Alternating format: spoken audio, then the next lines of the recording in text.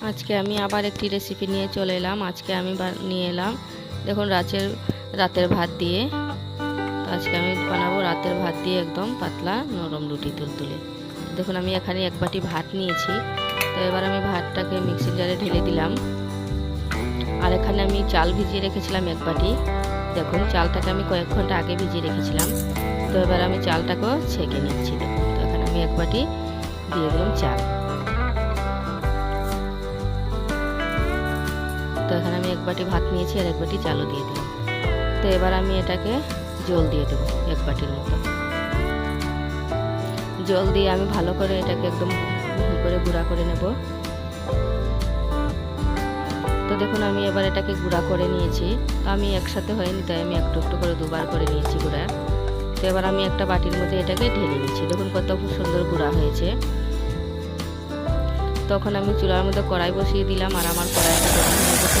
তো এবার আমি এটাকে জাল দিয়ে দেবো। বেশ ভালো করে এটা সেদ্ধ করতে হবে। এমনিতেই ভাত দেওয়া আছে, ভাত এমনিতেই অনেক আটা।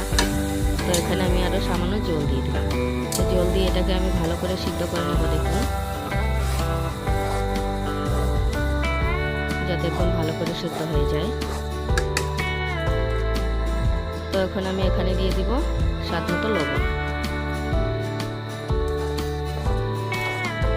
একদম বেশি আগুন দেবেন না, একটু কম আগুনে আমি পাকাচ্ছি। তো দেখুন আমার ইয়েটা হয়ে গেছে। তো এখন আমি থালের মধ্যে তেল লাগিয়ে দিলাম, সাদা তেল।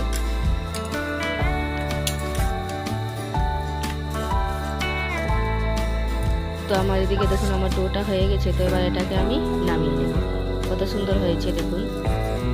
তো এটাকে আমি এবার তুলে নিলাম। তুলে আমি এটাকে এখন ঠান্ডা করে নেব বেশ খান। তো এবার আমি এটার গায়ে সাদা তেল দিয়ে দিলাম আর একটু ভালো করে মেখে নেব। আর যদি আপনারা মাখার সময় একটু নরম হয় তাহলে একটু আটা মিশিয়ে দেবেন, আরও সুন্দর হবে। তো দেখুন আমি এটাকে ভালো করে মেখে নিচ্ছি। তো এবার এটাকে আমি ছোটো ছোটো লেচি করে নেব।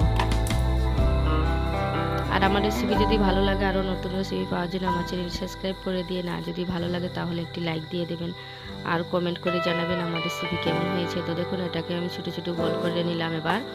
তো এটাকে আমি এবার বেলে নেব। তখন আমি সামান্য দিয়ে দিলাম উপর থেকে আটা। আর আটা দিয়ে এবার হালকা করে বেলে নেব, কারণ বেশি জোর দিলে আবার ভেঙে যাবে। তো হালকা হাতে বেলে নিলাম। দেখুন কত সুন্দরভাবে, একদম কত পাতলা হয়েছে দেখুন। আর এদিকে আমি কড়াই বসিয়ে দিয়েছিলাম, তো তেল একটুকু লাগবে না দিতে। তো এবার আমি রুটিটাকে দিয়ে দিলাম। তো এক পা রুটি আমার হয়ে গেছে। তো আমি দুনো পার বানিয়ে নিলাম। দেখুন আর কত পাতলা হয়েছে রুটিটা। তো এবার আমি রুটিটাকে নামিয়ে নিলাম। তো আমি এখন আরেকটা রুটি দিয়ে দিলাম তাওয়ার মধ্যে আবার। আর রুটিগুলো দেখুন কত নরম হয়েছে, খেতেও বেশ দারুণ হয়েছিল। তো দেখুন আমার রুটিগুলো আর কত সুন্দর ফুলছেও দেখুন। তো রুটিগুলো হয়ে গেছে। তো এবার আমি নামিয়ে নিলাম। আর আমার রেসিপি দেখার জন্য আমি সবাইকে অনেক অনেক ধন্যবাদ জানাই।